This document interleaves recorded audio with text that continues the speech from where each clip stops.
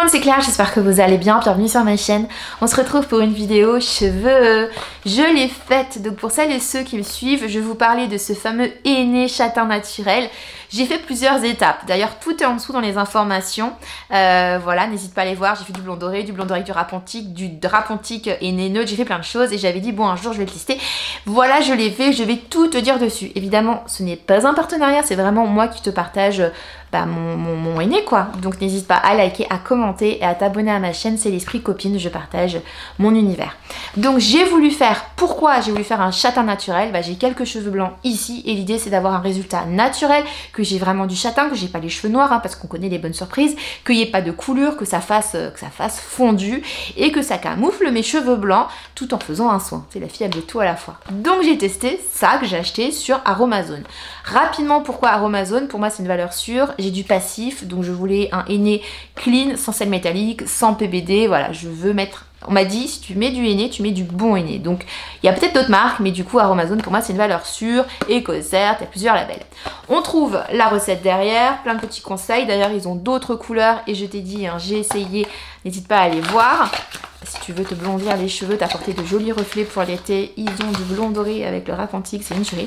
Donc j'ai utilisé un sachet et un petit peu d'un autre sachet parce que j'avais des cheveux blancs qui ressortaient, ça m'a saoulé. J'ai mélangé avec de l'eau chaude et j'ai mis une cuillère à café, ça c'est facultatif, de poudre de guimauve afin de démêler mes cheveux. Alors, je te montre l'avant, l'après. On parlera du temps d'oxydation qui est très important parce que le jour J, j'étais comme ça et le jour 3, j'étais « Ah, c'est bien quand même en fait ». Donc, je te montre l'avant, l'après. Donc ça, c'est ma fameuse zone. On a l'impression qu'il y en a énormément quand je filme aussi près. Il y en a, franchement, ça se voit pas autant que ça. Mais là, comme ça fait vraiment moche, hein. Ça fait vraiment crade.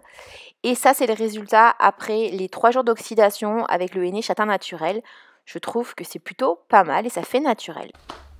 J'ai appliqué sur cheveux propres, secs, sans résidus de soins, de lac, de je sais pas quoi, pour que vraiment le cheveu soit dispo pour ma mixture qui était là, franchement, elle était top. Top, top, top. J'ai laissé poser 3 heures, j'aurais laissé plus longtemps si j'avais pu, mais j'étais d'obligation de sortie et que je pouvais pas sortir avec cette tête de folle, même avec un chapeau, là, c'était pas camouflable. Les racines, je les ai fait facilement, plus difficile que de poser un henné partout parce que j'ai essayé vraiment de garder ma longueur qui est plus claire. Ça se voit moins bien là parce que je suis en intérieur, mais qui est plus claire, donc je vais vraiment garder ce côté blond sur les longueurs. Mais je l'ai fait au peigne et je me suis plutôt bien débrouillée. J'ai rincé à l'aide d'une bassine pour ne pas boucher mes canalisations. J'ai fait un petit, c'est pas un shampoing mais c'est genre de l'eau avec de la poudre de guimauve. J'ai démêlé tout ça. J'ai laissé mes racines tranquillou et j'ai mis un soin démêlant clean sur les longueurs. Dans un bol, j'ai mélangé donc un sachet de poudre de henné et une cuillère de poudre de guimauve qui est facultative. Ça permet de mieux démêler en fait le henné, mais ce n'est absolument pas obligatoire quand vous faites un henné. J'ai mis de l'eau chaude, mais non bouillante, et je mélange à l'aide, comme tu peux le voir, d'une cuillère en bois afin de ne pas utiliser de métal. Alors moi, j'ai besoin d'appliquer le henné sur mes racines. Donc, je fais une technique qui est celle en fait des colorations, c'est-à-dire que je commence par le devant de ma tête, puis je vais faire une croix, donc je vais faire l'arrêt au milieu, je vais faire une application au milieu de ma tête, après je vais faire la croix en allant derrière mes oreilles.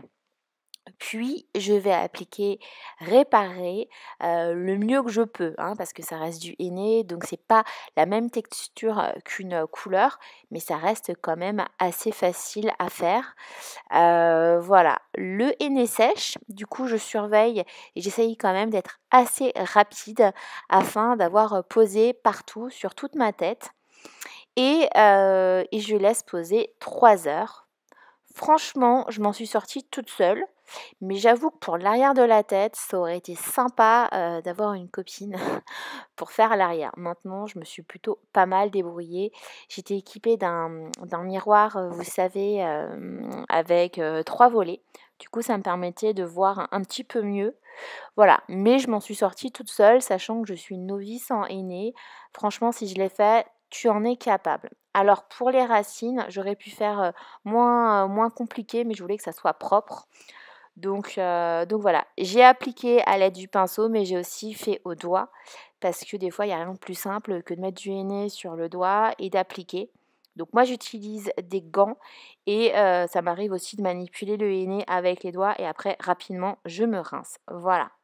Donc, j'ai appliqué, je n'ai pas mis de cellophane parce que je voulais pas mélanger, je voulais pas que mes longueurs qui sont claires touchent mes racines qui sont foncées.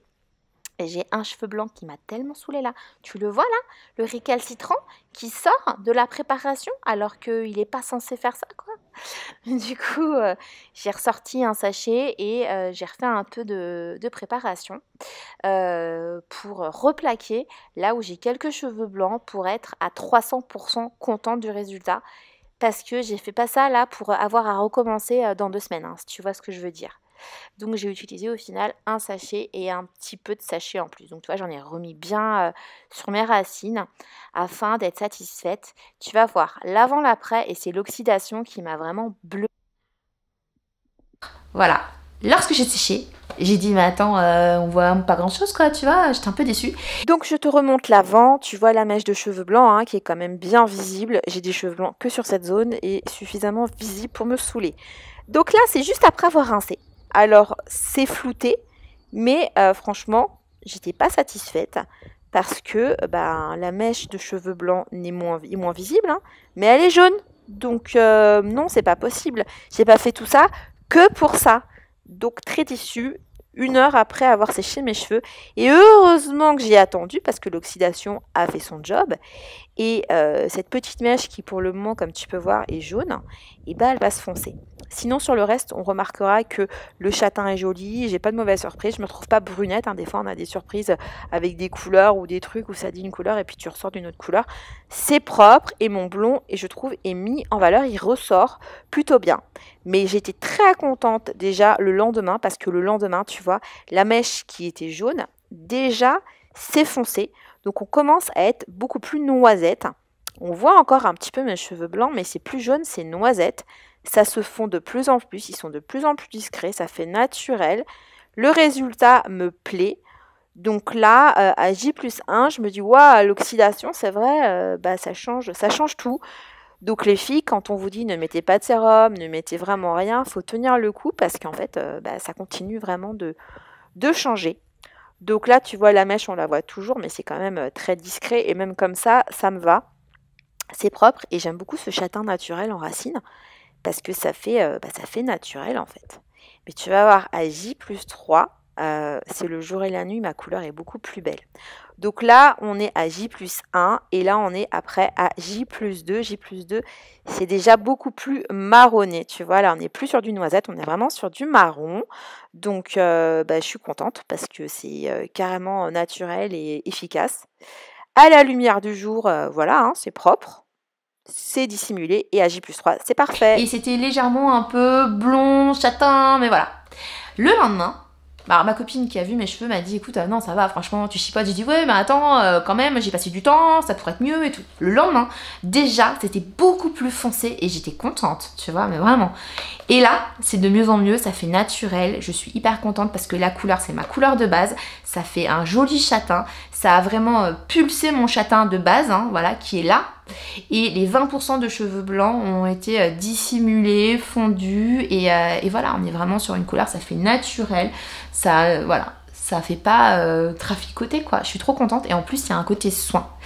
Je vais le refaire dans 1 mois et demi avec la repousse. Du coup, je laisserai poser plus longtemps, ça remettra une petite couche sur ceux qui sont déjà imprégnés de ce henné.